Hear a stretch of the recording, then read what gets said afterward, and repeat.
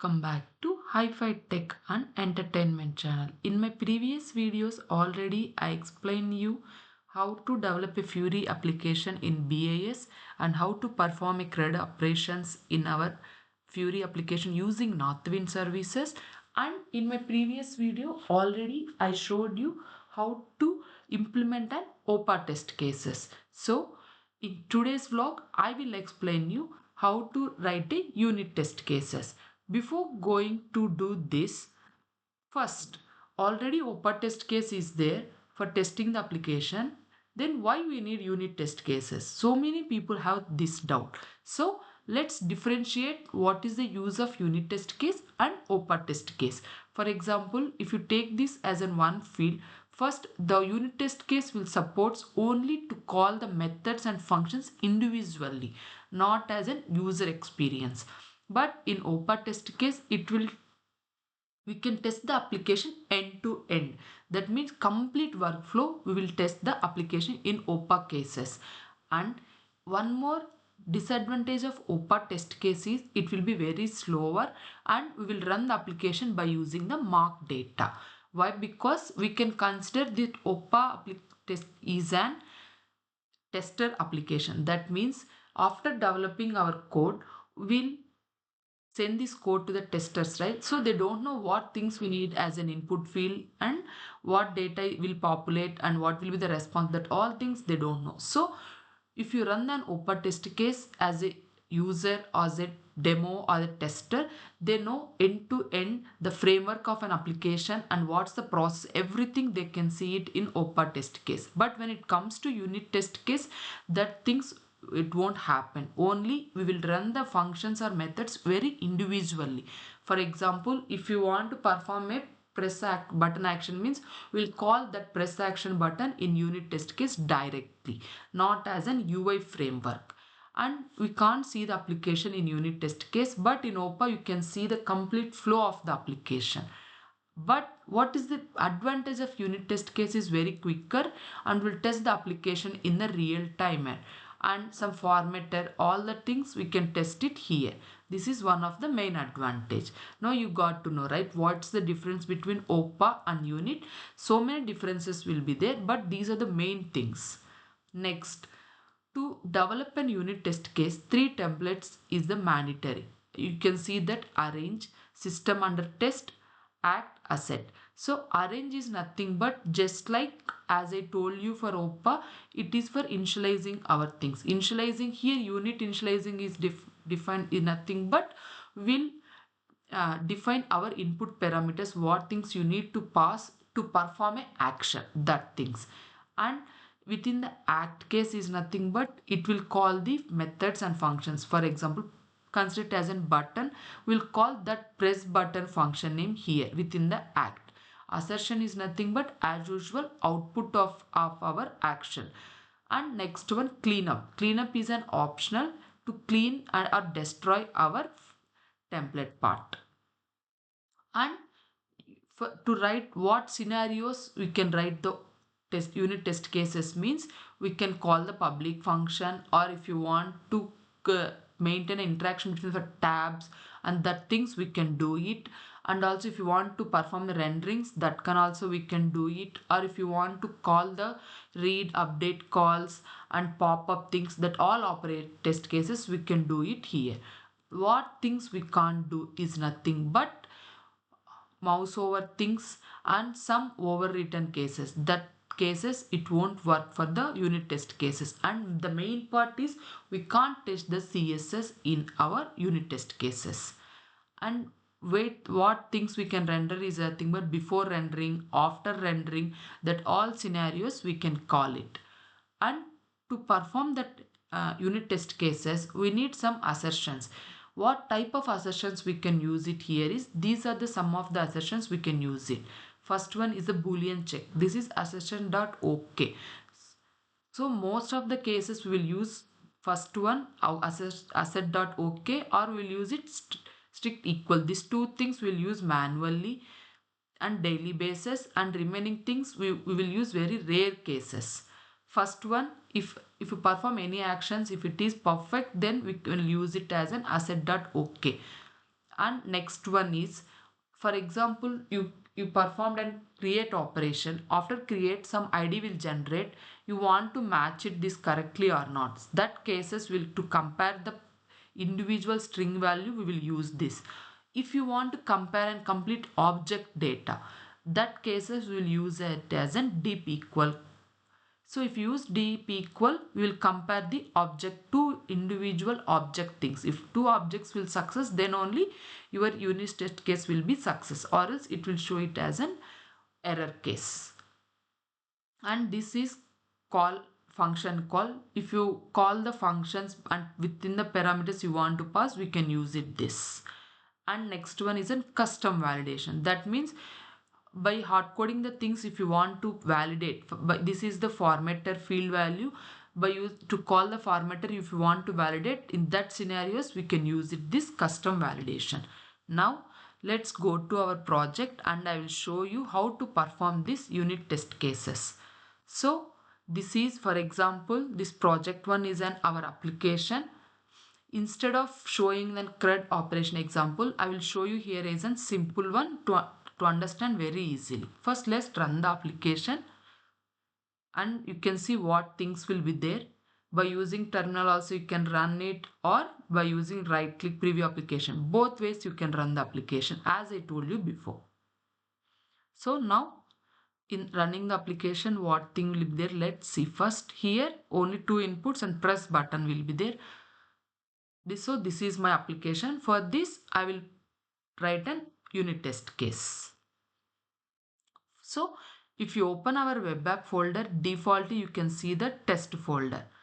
So as I told you before, within the test folder our OPA test folder will be there and unit folder will be there. In my previous video I explained you the OPA folder. In this video I will show you unit test cases. So within the unit folder, first you can see HTML file. This file only we will run to perform our unit test cases. In this HTML file, if you see, we are calling the unit test case.js file. So this unit test case file we will call it. Within the unit test case file, we are calling the all test file. So as you see my previous video, for OPA test we have all journeys. Here we have all tests. Within the all test only we will call all our test files. So let's go all test file. Within the all test file there will be a unit controller main.controller file will be there. So this is the only one file defaultly created. So if you develop any Fiori application, this structure will create defaultly. So let's open this controller folder. Within that main.controller.js. So here our module will load. Within the module one test case already written. I should test the main controller. Here we are calling our controller. So project one main controller file we are calling it here, and we are running the onInit file. If it is success, whatever data is there within the OK, it will display. So this is the default structure of the unit test cases if you develop any Fiori application. Now first, before writing our code, let's run this unit test case. How to run is, we have to choose it here unit test, or else within the terminal also we can write that. For if you write the terminal, the command will be like npm run. Instead of test it will come as an unit test. Yes. See, okay. That means if you use OK, we didn't maintain any text, that way it is coming as an OK. If you maintain some text, it will come.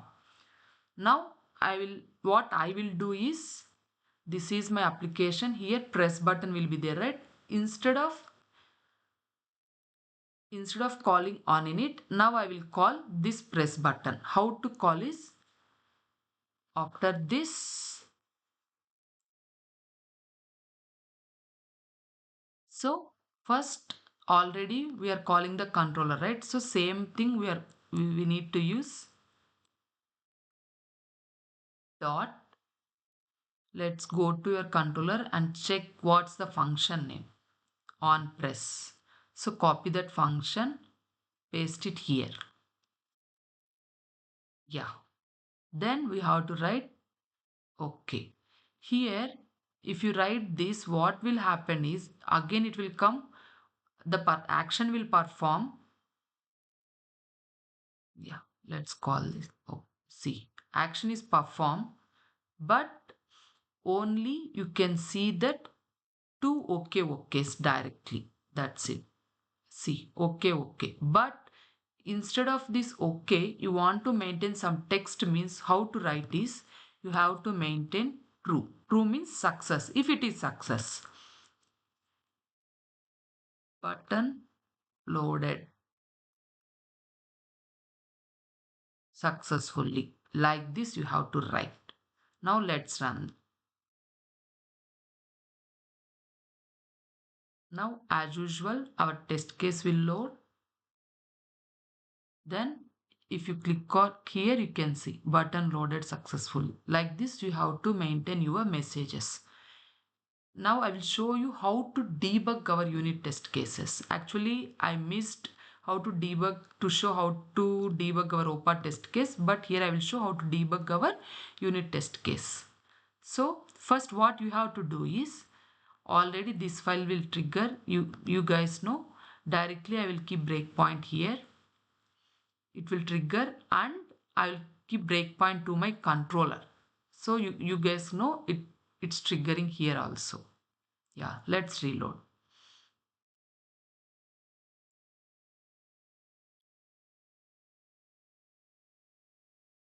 Yes. See, first it will load our module. Within the module, it will load our controller and it will check on init function. So this function will trigger and next on press. You see, it's triggered to my controller like this. So in case in your controller, if you write some anything like some input data you want to read, that all actions you can debug it here and you can execute your unit test case successfully. Now it's executed successfully and you can see the two conditions. The standard way how to write this is, for we have to write it everything at end of our conditions like this. Okay. Now if you maintain some more conditions, some methods, what I will do is, instead of calling my controller, now we will maintain our all models here, right? So I need to call this function. For that, here what I will do is comma o read model. So for example, this is my read model. I will perform it here. Yeah. Here I'll write I'll write console.log test model mod here model. Yes. So I will do this. Now I will call this function in my test case. How to call is here, comma, we have to give path of our model. Already in our component.js file, we have that path. Let's copy the same and call it here. Yes. Now give some name for that model. Yeah. Now I will use this. After my press actions, o model dot. So now what will happen? It will call my model file. Within the model file, I want to call this function. Copy this, go to a test case, maintain. In case if you want to pass something, test data like this, copy, and within the model, I want to read that data. Yeah. So this data I want to pass it here. Yeah. Okay. Now go to here and I will write asset for this same way. Just copy it here. So if it is success, it will Model loaded successfully like this. Now let's execute it. Here what I will do is within the debugging mode I will show you. This is my model. I will keep breakpoint here. Yeah, I'll keep breakpoint. Already the button executed. See, after button executed, my read model is also executed. See, my read model, test data. My read model is executed. And here also you can see that model data loaded. Like this, you can call all your methods. So if you see in my CRUD operation, in my model file only, I maintain the create data. So like that, we can call all our create, update, all models from here, you can call it. This is the standard way. For example, till now we maintained only one file and we performed. Now multiple views will be there. That case what to do? So what we have to do is, I will maintain one more file. Unit, within the unit, here already the controller is there. Here instead of this, new file, model folder. Within the model folder, I will, sorry, not file. Let's delete this. We need to create a folder first. Then create a file. New folder, test folder. So this is my folder. Within the folder, new file is the model.js file.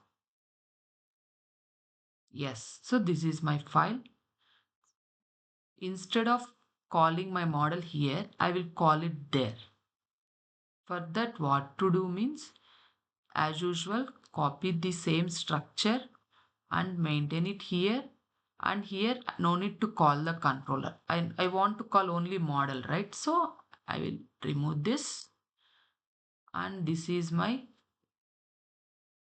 model file, model folder. So like this, I will maintain. I can test, I should test the model file. Here, no need, I will remove all these things. Let's uncomment. Yeah, yes. Now I have defined, I will create a new file folder. Within that, I created a new file and I maintained all these things. So this module, we have to call it in our all test case. Then only it will work. How to call is comma, then maintain the same. So within the project one, within the test, within the unit, within the test model. Within the test model, what file I need to call?